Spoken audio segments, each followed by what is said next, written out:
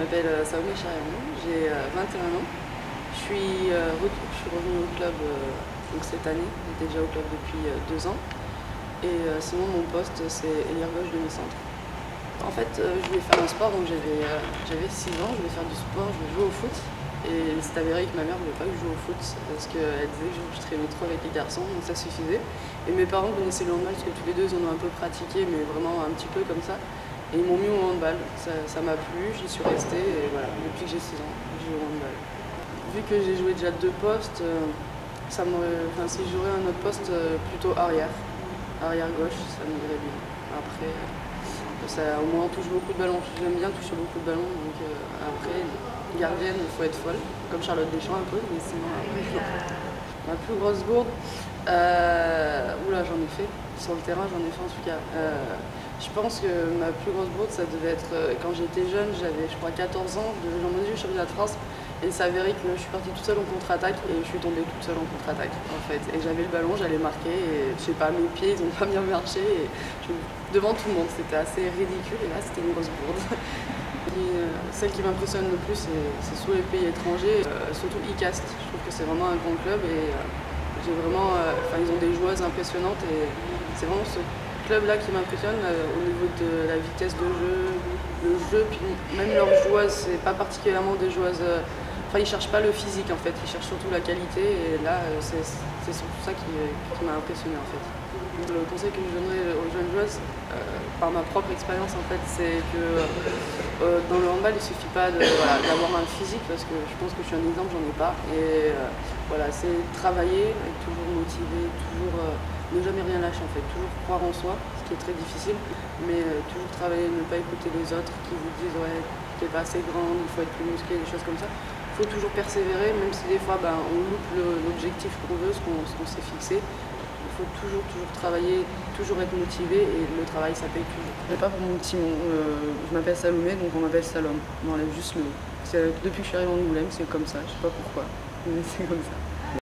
Moi je pense qu'un moment que j'aimerais revivre, ça serait mon dernier Noël avec ma grand-mère, parce que j'ai perdu ma grand-mère quand j'étais en 5e.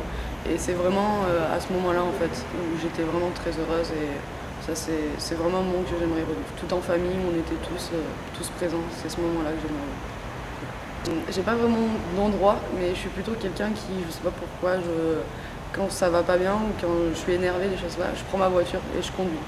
Donc tout simplement, je conduis, je sais pas où je vais nulle part en fait, je roule et ça me permet de réfléchir avec la musique à fond. Et souvent, je parle toute seule dans ma voiture, mais voilà, ça me permet de souffler, réfléchir et puis après je reviens, je suis détendue, ça va mieux.